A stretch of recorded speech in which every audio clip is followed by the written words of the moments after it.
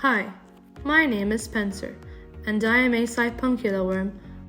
Some defining characteristics about myself, Spencer, is that I am a part of the member of the phylum Annelida. I am a non-segmented worm. I am anterior, which is also known as being introverted, and I am also retractable. Continuing on, I am an introvert that has an array of small tentacles and sometimes hooks, and I grow to be about 2 to 720 millimeters. There are 150 known species, although scientists suspect there are many unknown species. There are three major families of this animal: the Sipunculidae, the Golphinidae, and the Phascolomatidae. The Sipunculidae are biodiffusers and burrowers. They reproduce sexually and live in marine sediment. The Golphinidae have a circle of tentacles around their mouth, found at 270 meters deep in the Atlantic, Antarctic, and Arctic Oceans. These animals are burrowers and biodiffusers and sometimes found in empty gastropod shells. The Phascolomatidae are omnivores. They reproduce sexually and are mobile burrowers. They live in the Atlantic and Indian Ocean in the shallow waters. They have a thicker end and a thinner top.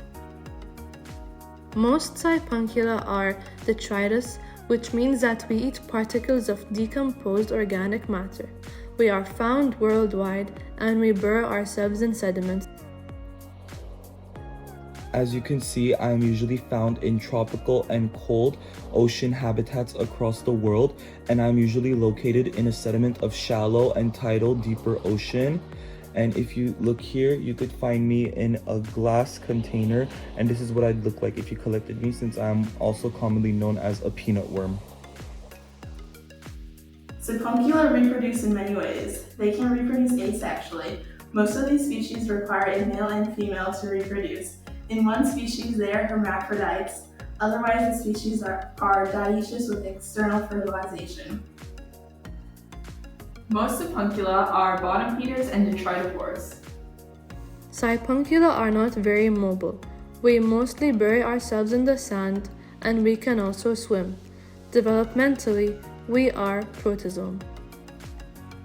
Sipuncula usually undergo a short and simple trophical larval stage and quickly move into the juvenile stage, which is also known as the spiral cleavage. There is no migration patterns. Juvenile worms burrow into sand and only move short distances throughout life. No lifespan is known for Sipuncula. Only recorded data about worm lifespan was that they lived on an average of 6 to 16 days in a lab, and this data was found in 1961.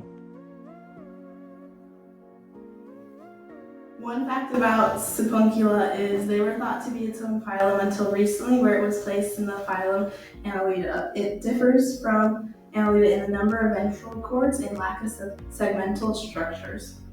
Let's do a dissection. Here's our sample, Spencer the Sipuncula. As you can see, this Sipuncula has tentacles at the top. The top half is the introvert, the bottom half is the trunk. Opening it up, inside we'll see the mouth present at the top, followed by this red thing, which is the brain. This long cord here is the intestine, with the anus right here. Then we have the central nerve cord of the Sipuncula, and 4 of these retractor muscles, which allows the Sipuncula to burrow and move.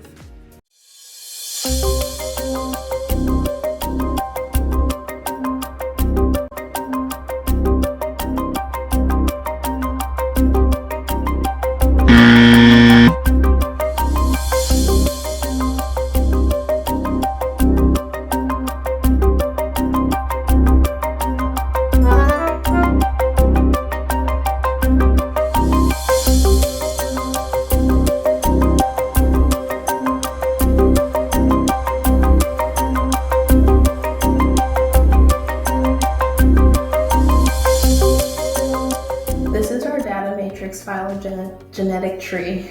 For this tree, our outgroup is Porphyria. The taxon Sipuncula is most closely related to the sea star and squid according to this finish tree. up our study, we created the most parsimonious phylogenetic tree for the Sipuncula. We basically did that by using the taxa and the chars on the Mesquite app to create this based off the specific nucleotides. And with that information, we found that the Peripheral is the outgroup of this phylogenetic tree, and that Echinodermata and Chordata are the most closely related relatives to the Sipuncula.